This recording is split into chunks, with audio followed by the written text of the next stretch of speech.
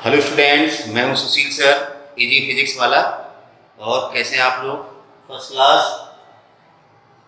पिछला जो हमारा वीडियो लेक्चर था करंट इलेक्ट्रिसिटी का, वीडियो लेक्चर नंबर 2, जिसमें हमने करंट डेंसिटी पढ़ा था और ड्रिफ्ट वेलोसिटी पढ़ा था, राइट। और वहाँ पर हमने बताया था ड्रिफ्ट वेलोसिटी केस में कि जब हम कंडक्टर के एंड्स पे इलेक्ट्रिक फील्ड लगाते हैं तो इलेक्ट्रिक फील्ड की अपोजिट डायरेक्शन में, वापस मैं बता रहा हूँ, इलेक्ट्रिक फील्ड हमेशा प्लस से माइनस की ओर होता है और इलेक्ट्रॉन का फ्लो इलेक्ट्रिक फील्ड के अपोजिट होता है और करंट का फ्लो इलेक्ट्रॉन के फ्लो के अपोजिट होता है। ये चीज़ें तीनों आपको ध्यान रखनी है। मतलब मैंने कल भी बताया था कि एक चीज़ आप पकड़ लो, इलेक्ट्रॉन्स को पकड़ लो तो पॉजिटिव चार्ज में उल्टा कह देना है बस, या पॉजिटिव चार्ज को पकड़ रहे हो तो इलेक्ट्रॉन्स के केस में उल्टा कहना है। फिर से सुनिए, when we applied the electric field across the ends of the conductor, then electrons moves opposite to the electric field and current opposite to the flow of electrons। ये बेसिक कॉन्सेप्ट है, ठीक है ना। तो उसी फिर उसके बाद हमने mobility of the charge carriers पढ़ाया था। तो आज हम एक दो क्वेश्चन भी करेंगे मोबिलिटी के, और जो मेन टॉपिक हमारा आज का है वो है relation between current and drift velocity, ठीक है ना। तो कॉपी पेन लेकर के तैयार हो जाइए। आज का जो टॉपिक है हम पढ़ेंगे relation between current and drift velocity.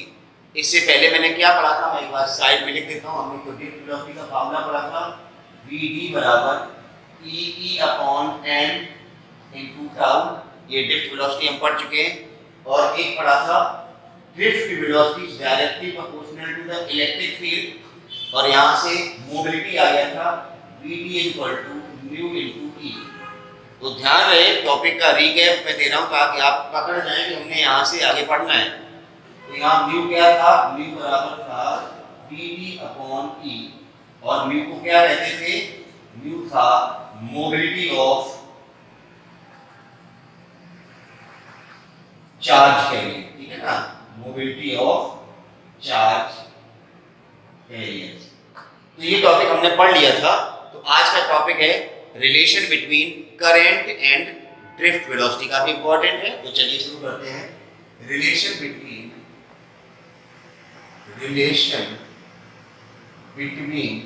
Current and drift velocity, relation between current and drift velocity. चलिए शुरू करते हैं इसको, ठीक है ना।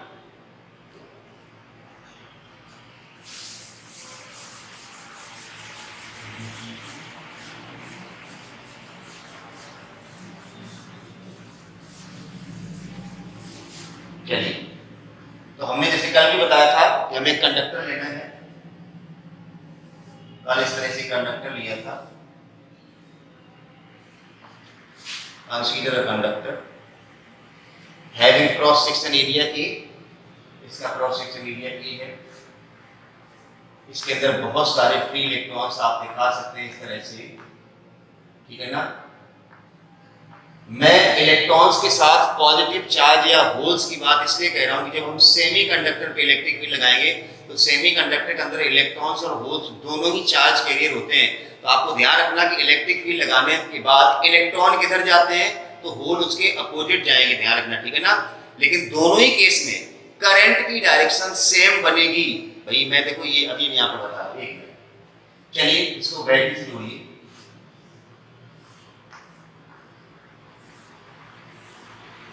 ये बैटरी है प्लस माइनस। हमने बताया था इलेक्ट्रिक फील्ड की डायरेक्शन हमेशा प्लस से माइनस की ओर होती है।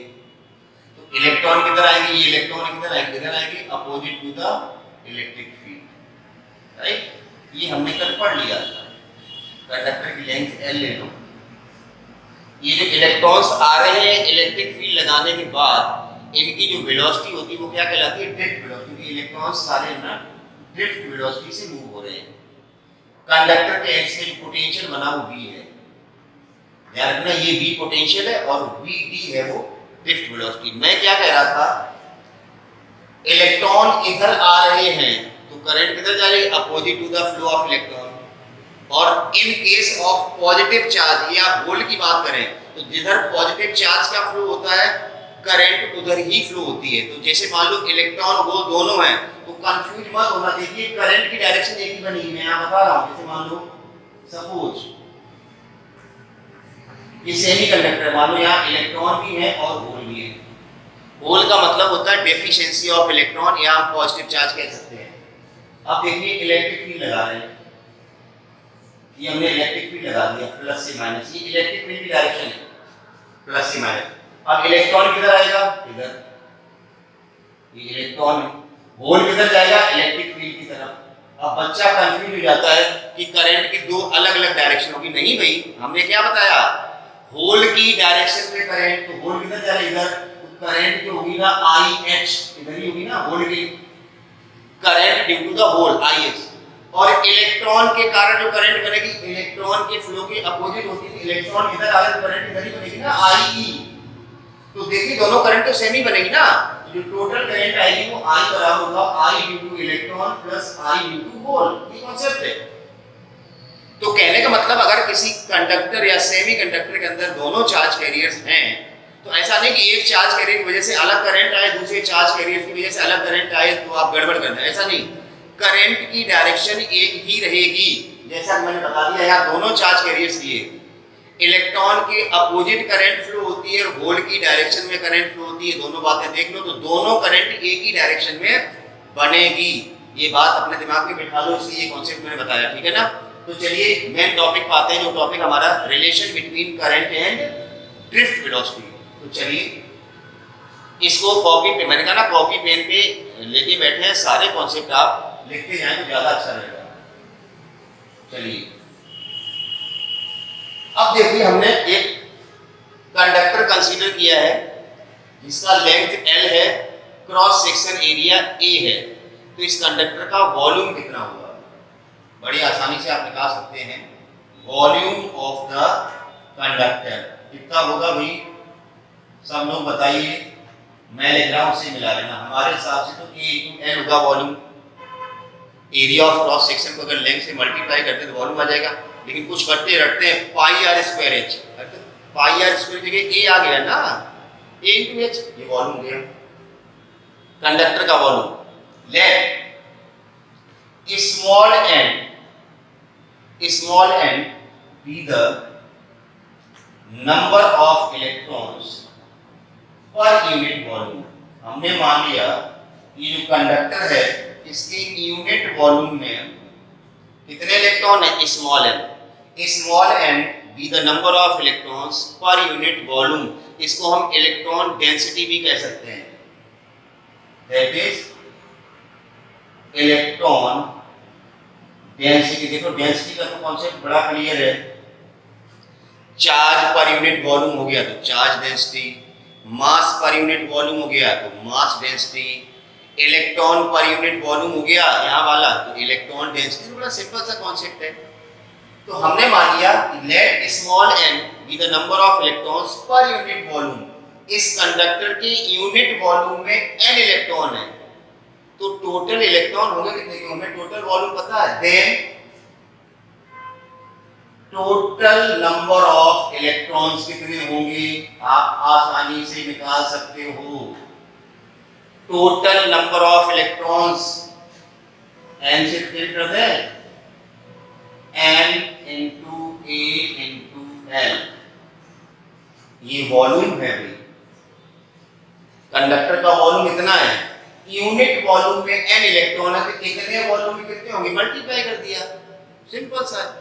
तो टोटल नंबर ऑफ इलेक्ट्रॉन्स पता चल गए। अब एक इलेक्ट्रॉन का हमें चार्ज पता होता है, तो टोटल चार्ज कितना हो जाएगा, टोटल इलेक्ट्रॉन पहले निकालिए, अब टोटल चार्ज Q बराबर NE, n की जगह यहाँ पर ये है, ये n number of electrons per unit volume है, इलेक्ट्रॉनों की संख्या नहीं खाली पर यूनिट वॉल्यूम है, ठीक है। तो टोटल चार्ज कितना हो जाएगा, तो वापस सुनिए। सबसे पहले हमने वॉल्यूम निकाल लिया, कंडक्टर का वॉल्यूम इतना है, ठीक है ना। अब यूनिट वॉल्यूम में अगर स्मॉल n इलेक्ट्रॉन है तो कितने वॉल्यूम में कितने इलेक्ट्रॉन होंगे, गुणा कर दिया।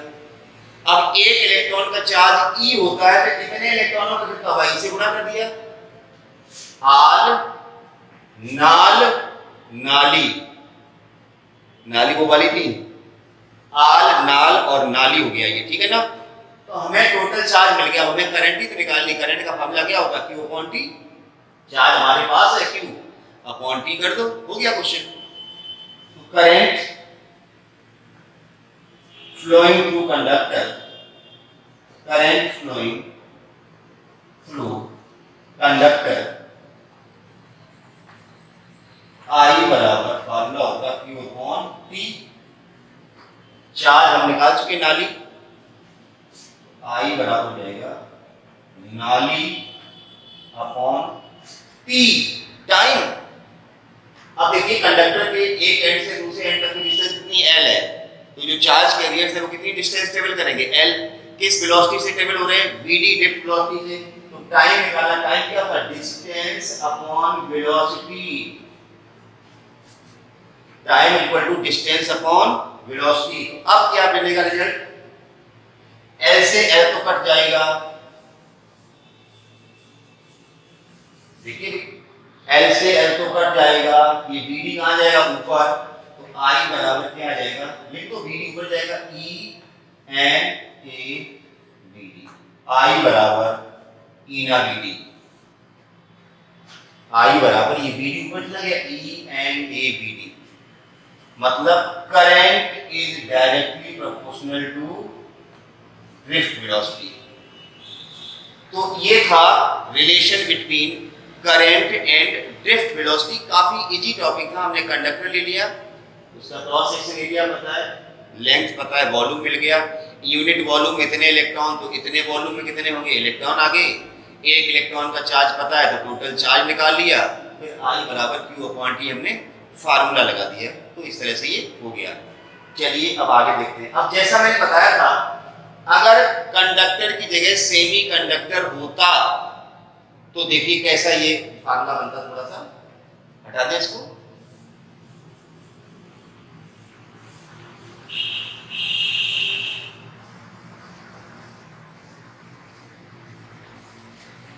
चलिए एक एक चीज को, एक एक कॉन्सेप्ट को समझते चलिए। अभी मैं क्वेश्चन दूंगा इसी पे, ध्यान से समझिए भी है। अब हम बात करें flow of current through semi conductor, अभी हमने कंडक्टर की बात की थी, अब flow of current through semi conductor. अगर हम सेमी कंडक्टर की बात करें, अभी जो मैंने कॉन्सेप्ट बताया था उसी पे आ जाएगी। हमने कहा था ये एक सेमी कंडक्टर है, क्या है ये, सेमी कंडक्टर है, सेमी कंडक्टर। जैसा कि मैंने पहले बताया था, इसके अंदर कुछ इलेक्ट्रॉन दिखा दो, कुछ होल दिखा दो, ऐसे करके, राइट। ये प्लस माइनस है, ये इलेक्ट्रिक फील्ड हो गया, प्लस से माइनस, इलेक्ट्रॉन इधर आएंगे, ये इलेक्ट्रॉन है, ये होल इधर जाएंगे इलेक्ट्रिक फील्ड की तरफ, ठीक है ना। और करंट जो बनेगी वो ऐसे बनेगी, मैंने भी बताया था ना, करंट इधर ही बनेगी, इलेक्ट्रॉन का फ्लो इधर है तो इलेक्ट्रॉन के अपोजिट दिख रही है, होल का फ्लो इधर ही है तो होल की डायरेक्शन दिख रही है करंट, तो करंट यही बनेगी। अब यहाँ जो करंट होगी I बराबर I electron plus I hole, अभी मैंने बताया था। अब इलेक्ट्रॉन की वजह से कितनी करंट होगी, अभी मैंने रिलेशन बताया था, E ना BD, ये रिलेशन था E ना BD, यहाँ ड्रिफ्ट वेलोसिटी थी इलेक्ट्रॉन्स की। अब यहाँ चूंकि इलेक्ट्रॉन होल दोनों है तो हम ड्रिफ्ट वेलोसिटी को थोड़ा सा चेंज कर रहे हैं, थोड़ा सा चेंज कर रहे हैं, ड्रिफ्ट वेलोसिटी की जगह VE लिख दिया हमने, ड्रिफ्ट वेलोसिटी ऑफ इलेक्ट्रॉन्स है, और इसी तरह होल के लिए क्या करेंगे कि E एंड A और BH, तो ये चेंज हो गया। अब इधर दूसरा चेंज, ये small n number of electrons per unit volume था, ये Ne है, और यहाँ क्या है NH, Ne और Ne मतलब इलेक्ट्रॉन डेंसिटी, मतलब Ne का मतलब है इलेक्ट्रॉन डेंसिटी, इलेक्ट्रॉन डेंसिटी मतलब इलेक्ट्रॉन्स पर यूनिट वॉल्यूम, और NH जो है वो है होल डेंसिटी। होल डेंसिटी मतलब number of holes per unit volume. क्योंकि बात किसकी हो रही है? सेमीकंडक्टर की बात हो रही है, इसमें इलेक्ट्रॉन्स भी होते हैं और होल्स भी होते हैं। अब हम सेमीकंडक्टर वाले चैप्टर में पढ़ेंगे कि अगर प्योर सेमीकंडक्टर है तो इलेक्ट्रॉन और होल बराबर होंगे, तो Ne और NH बराबर होंगे, तो हम कॉमन ले लेंगे। लेकिन हम इन जनरल बता रहे हैं कि होल और इलेक्ट्रॉन मानो बराबर नहीं। तो अब यहाँ क्या कॉमन आएगा? E और A तो आ जाएगा कॉमन, क्या बचेगा? Ne और Be प्लस NH और BH। ये Be और BH क्या है? ये ड्रिफ्ट वेलोसिटी है। जहां Vd था ना वहां हमने Be और BH लिख दिया। Be का मतलब ड्रिफ्ट वेलोसिटी ऑफ इलेक्ट्रॉन और BH का मतलब है ड्रिफ्ट वेलोसिटी ऑफ होल्स। अब I के नीचे अगर हम A को ले आए तो I अपॉन A बन जाएगा ये electron density E Ne Be plus NH और BH। यहां तक भी कोई दिक्कत नहीं। अब आप थोड़ा सा चेंज कर लो, ड्रिफ्ट वेलोसिटी को इलेक्ट्रिक फील्ड के टर्म में कैसे लिखेंगे? वैसे ये भी रिलेशन है, I अपॉन A क्या बन गया? J बन गया current density J।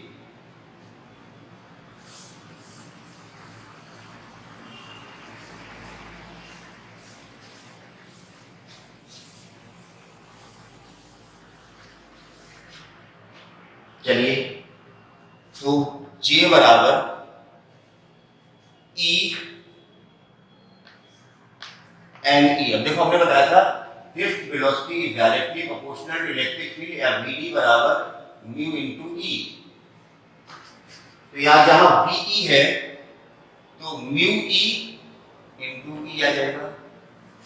Mu E मतलब mobility of the electrons. Drift velocity को चेंज कर दिया म्यू इनटू E में, plus NH mu H into E। ठीक है ना? अब E भी कॉमन आ जाएगा, E Ne mu E plus NH mu H J। अब J अपॉन E करेंगे, हालांकि अभी J अपॉन E टर्म आया नहीं है। हम आगे अभी आपको ओम्स लॉ जब पढ़ाएंगे नेक्स्ट वीडियो लेक्चर में, तो वहां पर J अपॉन E आएगा, क्योंकि आपने ओम्स लॉ सिर्फ ये पढ़ा है, V बराबर IR, समझिए ना? J बराबर सिग्मा इनटू E, ये भी ओम्स लॉ है, ये भी पढ़ा भी आपने। ये ओम्स लॉ है वेक्टर फॉर्म में, J बराबर सिग्मा इनटू E। तो चलिए, तो J अपॉन E हो गया E Ne mu E plus NH mu H। तो J अपॉन E क्या बनेगा? यहां से देखो J के नीचे E को ले आएंगे तो ये कंडक्टिविटी हो गया Ne mu E plus NH mu H। तो आप फिलहाल अब यहां तक समझ लें, ये कंडक्टिविटी है, इसका रेसिप्रोकल लेंगे तो कंडक्टिविटी का रेसिप्रोकल रेजिस्टिविटी आ जाएगा। तो वो भी हम आपको बताएंगे नेक्स्ट वीडियो लेक्चर। इसका जो आएगा ना वेक्टर का ना, सारे वीडियो लेक्चर आपको देखने हैं। तो आज का जो मेन फोकस था वो था relation between current and drift velocity पे। तो हमने करंट और ड्रिफ्ट वेलोसिटी का रेशियो बताया E/Vd। उसी का यूज करके मैंने बताया अगर सेमीकंडक्टर की बात हो रही है तो वहां पर इलेक्ट्रॉन्स भी चार्ज कैरियर्स होते हैं और होल्स भी चार्ज कैरियर्स होते हैं। तो जो करंट का जो कॉन्स्टिट्यूशन होता है वो it is due to the electrons as well as due to the holes. तो टोटल करंट कैसे निकालते हैं उसके बारे में हमने आपको ये जानकारी यहीं पर दे दी, तो सेमीकंडक्टर में थोड़ा आपको आसानी रहेगी। अब हम बात करते हैं कुछ क्वेश्चंस की जो ड्रिफ्ट वेलोसिटी से रिलेटेड क्वेश्चन होंगे। चलिए उनको भी एक दो को देख लेते हैं।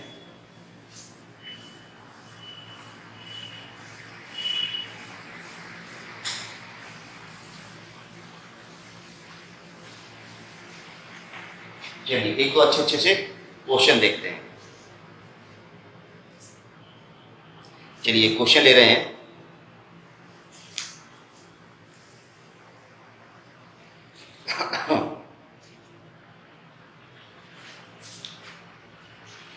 An aluminum wire of diameter 0.24 centimetre and मतलब एक एल्यूमिनियम का वायर दिया गया जिसका डायमीटर दिया गया है और एक कॉपर का वायर दिया गया जिसका डायमीटर दिया गया।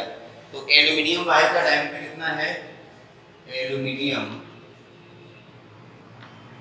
Wire of diameter, aluminium wire of diameter 0.25 millimetre या सेंटीमीटर है, centimetre, is connected in series with a copper wire, connected in series with copper wire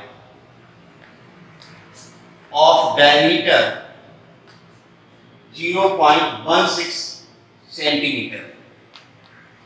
An aluminium wire of diameter 0.24 centimeter is connected in series with copper wire of diameter 0.16 centimeter. A current of 10 ampere is flowing in the wire. A current of 10 ampere is flowing through wires. जो wires का combination है उसमें 10 ampere की current flow हो रही है, ठीक है ना। तो डिटरमाइन, क्या क्या निकालना है? Determine number 1 current density in aluminium wire, current density इन, तुम लोग करना शुरू कर दो, aluminium wire, current density in aluminium wire. दूसरा है drift velocity in copper wire, drift velocity in copper wire. एक ही क्वेश्चन में पूरा टॉपिक कवर हो जाएगा। Drift velocity in copper wire. और दिया गया है electron density in copper, electron density in copper, copper की इलेक्ट्रॉन डेंसिटी है वो 8.4 10 की पावर 28, 8.4 × 10 पावर 28। तो ये आपका क्वेश्चन दिया गया है, इसको करिए, बहुत सरल है। एक एल्यूमिनियम का वायर है जिसका डायमीटर दिया गया है, connected in series the copper wire of diameter this, current 10 ampere दिया गया, flowing through this wire. Current density in aluminium wire, current density का फार्मूला, पहला पॉइंट, करंट डेंसिटी J बराबर I/A। देखो कॉपर वायर और एल्यूमिनियम वायर दोनों series में लगे हैं और 10 एम्पीयर की करंट, वही 10 एम्पीयर की कॉपर में जाएगी, वही 10 एम्पीयर की एल्यूमिनियम में जाएगी, तो करंट तो सेम ही रहेगी। I एक क्रॉस सेक्शन एरिया किसका लेना? करंट डेंसिटी किसकी निकालो? करंट डेंसिटी एल्यूमिनियम वायर, तो एल्यूमिनियम का क्रॉस सेक्शन एरिया लेना। J बराबर I/A की जगह πr², ए की जगह क्या जाएगा? πr²। सॉल्व कर लो। I कितना दिया गया है? 10, पाई 3.14, r का स्क्वायर, आपको डायमीटर दिया गया एल्यूमिनियम वायर का 0.24 सेंटीमीटर, रेडियस कितनी हो जाएगी? 0.12, 0.12 का स्क्वायर कर लें, आंसर आपको मिल जाएगा। करिए कितना आएगा आंसर, सॉल्व करो भाई।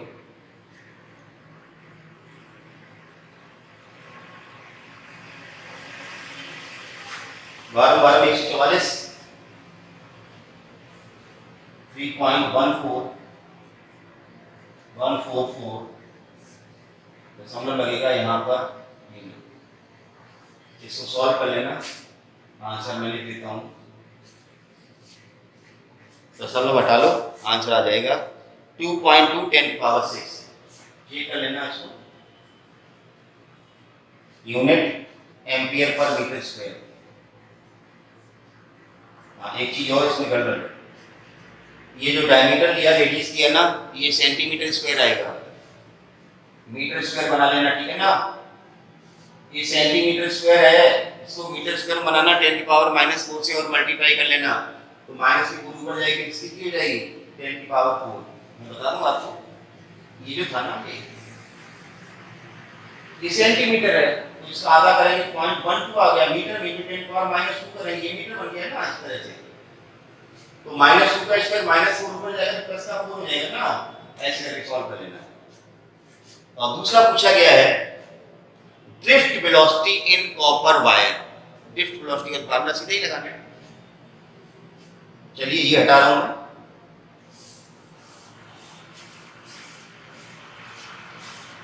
अरे तो सीधा सीधा न्यूमेरिकल है कुछ नहीं। Drift velocity in copper wire, drift velocity formula देखो I बराबर E ना BD। ड्रिफ्ट वेलोसिटी का भी फार्मूला बताया था मैंने, I बराबर E ना BD। तो BD बराबर क्या आ जाएगा ड्रिफ्ट वेलोसिटी का फार्मूला I अपॉन E ना। मैं वैल्यू डाल देता हूं, आप सॉल्व करो, 2 मिनट बाद आंसर लिख दूंगा। I की जगह 10 एम्पियर, E 1.6 10 की पावर -19। मैं ये क्वेश्चन सिर्फ इसलिए करा रहा हूं कि क्वेश्चन देख के आपको घबराना नहीं है, फार्मूला को डायरेक्ट ही लग रहा ना, क्योंकि न्यूमेरिकल से ऐसा डर बैठ जाता बच्चों को, न्यूमेरिकल है इसको तो नहीं करना है। एन इलेक्ट्रॉन डेंसिटी आपको दी गई है 8.4 10 की पावर 28 और a की जगह वही पाई आर स्क्वायर, तो पाई और आर स्क्वायर रेडियस किसकी चाहिए अपने को, कॉपर वायर की। कॉपर वायर कहां गया ये 0.16।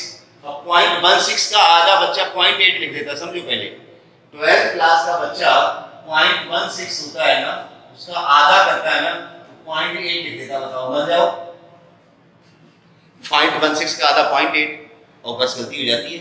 तो इसलिए ये छोटे छोटे क्वेश्चन कराए जाते हैं कि आप कम से कम ध्यान दो। 0.16 का आधा कितना होता है, 0.16 का आधा करेंगे तो आएगा 0.08। तो अब ये भी 0.08 किसमें आएगा, सेंटीमीटर में, तो ये रहेगा पाई की डाल दो 3.14 इनटू आर स्क्वायर 0.08 10 की पावर -2 का स्क्वायर। ये सब नीचे ही आएगा, E नीचे आ गया, N नीचे आ गया, E की जगह पाई आर स्क्वायर। सॉल्व कीजिए, फिर आंसर निकालिए।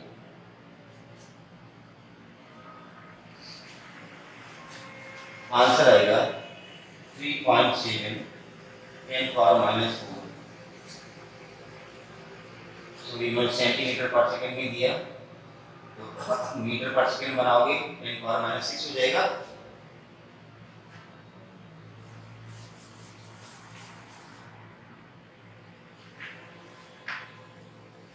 -6 मीटर पर सेकंड। चेक कर लेना आंसर, इसमें कोई आंसर में नई बात नहीं है। चलिए अब जो हमारा,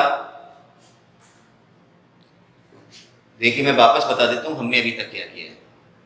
सुनिए, इसको नोट कर लिया हो तो ठीक है, नहीं तो मैं जो कह रहा हूं उसको सुनिए। हमने इलेक्ट्रोस्टैटिक्स करा दिया पूरा, हम करंट इलेक्ट्रिसिटी करा रहे हैं, जिसमें हम 2 वीडियो लेक्चर ऑलरेडी डाल चुके हैं। मैंने पहले भी कहा था कि अगर आप सारा सिस्टमेटिक या प्लान्ड वे में स्टडी नहीं करेंगे तो कोई मतलब नहीं है मेरे पढ़ाने का, और तुम्हारे पढ़ने का भी कभी कभार पढ़ने से कोई भी फायदा नहीं होने वाला है। तो आप पहले करंट इलेक्ट्रिसिटी का पहला वीडियो देखें जा करके कि बेसिकली करंट क्या होती है, ठीक है ना, एवरेज करंट कैसे निकालते हैं, इंस्टेंटेनियस करंट कैसे निकालते हैं, ये चीज़ें आनी चाहिए आपको, तब आप आगे बढ़ेंगे। फिर हमने जो दूसरा वीडियो लेक्चर डाला था उसमें हमने करंट डेंसिटी बताई थी, करंट पर यूनिट एरिया, कितने क्रॉस सेक्शन से कितनी करंट जा रही है, तो यूनिट क्रॉस सेक्शन से कितनी जाएगी, तो वहाँ पर हमने जे की बात की थी, करंट डेंसिटी जे बराबर आई अपॉन ए। फिर वहीं हमने ड्रिफ्ट वेलोसिटी पढ़ा था, जो बहुत ही इंपॉर्टेंट डेरिवेशन था। ड्रिफ्ट वेलोसिटी क्या होती है इसका मतलब बताया था, ड्रिफ्ट वेलोसिटी का फार्मूला हमने ड्राइव किया था, समझ गए ना। फिर हमने आज का जो है वो रिलेशन पढ़ा, relation between current and drift velocity. यहाँ तक पूरा आपको आना चाहिए, ठीक है ना, क्योंकि अगला जो वीडियो लेक्चर स्टार्ट होने जा रहा है मतलब वो करंट इलेक्ट्रिसिटी का हार्ट है, ठीक है ना, जिसको हम कहते हैं ओम्स लॉ ऑन वर्ड, ठीक है ना। तो कल या मतलब नेक्स्ट वीडियो लेक्चर हम कहाँ से शुरू करेंगे, ओम्स लॉ से करेंगे, क्योंकि आप ओम्स लॉ पढ़ चुके हैं 10th क्लास में। तो ओम्स लॉ को एक बार रिवाइज कर लेना कि ओम्स लॉ क्या है, रेजिस्टेंस क्या होता है, रेजिस्टिविटी क्या होती है, अंतर ही नहीं पता रेजिस्टेंस और रेजिस्टिविटी में क्या अंतर होता है, कौन कौन से फैक्टर इफेक्ट कर रहे थे रेजिस्टेंस। हालांकि यहाँ पर वापस बताया जाएगा सारा, if what are the factors affecting the resistance as well as resistivity, ठीक है ना। तो ये सारी चीजें आएंगी, फिर सीरीज कॉम्बिनेशन आएगा, पैरेलल कॉम्बिनेशन आएगा, ये सब कुछ आपने पढ़ा हुआ है। तो ज़्यादा कठिन यूनिट नहीं है, कठिन तो सिर्फ आएगा कि आप मीटर बिच पढ़ेंगे, व्हीटस्टोन बिच पढ़ेंगे, पोटेंशियोमीटर पढ़ेंगे, वो चीज़ें आपके लिए नई हैं। लेकिन ओम्स लॉ में रेजिस्टेंस कैसे निकालते हैं, रेजिस्टिविटी कैसे निकालते हैं, सीरीज कॉम्बिनेशन क्या होता है, पैरेलल क्या होता है, क्योंकि आपको कैपेसिटेंस में सारे जो ट्रिक्स थे सीरीज और पैरेलल के हमने बताए थे कि यू शेप क्वेश्चन कैसे करेंगे, इनफाइनाइट लेटर है तो कैसे करेंगे, व्हीटस्टोन ब्रिज है तो कैसे करेंगे, वो चीज़ें वापस आ रही हैं। करंट इलेक्ट्रिसिटी में तो वापस आएंगी ना। तो आपको मैंने कहा ना पूरा पढ़ना है भाई, ऐसा नहीं कि आपने कैपेसिटेंस पढ़ाई नहीं बिल्कुल, सीरीज कॉम्बिनेशन पहले अब आप सोचे रेजिस्टेंस को हमें समझ में आ जाएगा तो आपको रेजिस्टेंस बिल्कुल नया लगेगा। आप वापस सीखे रेजिस्टेंस में सीरीज क्या होता है, पैरेलल क्या होता है, कहाँ करंट डिवाइड होती है, कहाँ पोटेंशियल डिवाइड होता है, और पीछे से पढ़ा हुआ है तो आपको लगेगा ये तो वही कॉन्सेप्ट है, इनफाइनाइट लेटर का क्वेश्चन वहां जैसे करते थे वैसे यहाँ करेंगे। तो आपको जब डेली एक ही चीज बोली जाती है कि आपको रेगुलर स्टडी करनी है तो आप रेगुलर स्टडी करो ना भाई, होली दिवाली क्यों पढ़ते हो, इसमें आपका ही नुकसान है ना। तो चलिए, ये जो वीडियो लेक्चर आज का छोटा ही था, इसमें हमने करंट डेंसिटी पढ़ी थी, sorry relation between current and drift velocity पढ़ा था, और उसके हमने एक दो क्वेश्चन किए थे। अगला जो वीडियो लेक्चर आएगा, जैसे मैंने बताया कि ओम्स लॉ ऑनवर्ड आएगा, तो कोई भी वीडियो लेक्चर आपको मिस नहीं करना है, रेगुलर स्टडी करनी है, अपने स्वास्थ्य का भी ध्यान रखना है। मोबाइल सिर्फ तभी चलाएं जब आपको फिजिक्स या केमिस्ट्री या कोई सब्जेक्ट का वीडियो देखना हो, ठीक है ना। गाने सुनने के लिए यूज मत करो कि आपके पास पहले शिकायत रहती ना कि मोबाइल नहीं मिल रहा है, अब आजकल तो पढ़ाई सारी मोबाइल हो रही है, तो आपके हाथ में पूरे दिन मोबाइल ही रहता है, तो अब तो कम से कम मोबाइल से तो इन चीज़ों से तो बोरी हो गई ना कि लाओ गाना सुन लें, आपके पास टाइम का है गाना सुनने का, आपको सारा काम मोबाइल पे करना पड़ता है। तो इन सभी चीज़ों का आपको ध्यान रखना है, और नेक्स्ट वीडियो लेक्चर आएगा वो ओम्स लॉ पे आएगा, तो काफ़ी इंटरेस्टिंग होने वाला है। आपने जो ओम्स लॉ पढ़ा था उसका वेक्टर फॉर्म नहीं पढ़ा था, यहाँ पर वेक्टर फॉर्म भी आएगा, मतलब बहुत अलग तरीके से आपको पढ़ाया जाएगा ओम्स लॉ, ठीक है ना। तो चलिए देखते रहिए वीडियो लेक्चर्स को, और चैनल को सब्सक्राइब कर दीजिए अगर नहीं किया है अभी तक, और बेल आइकॉन दबा दें ताकि आपको जो भी नया वीडियो लेक्चर आएगा उसका नोटिफिकेशन मिलता रहे, ठीक है ना। तो थैंक यू फॉर वॉचिंग।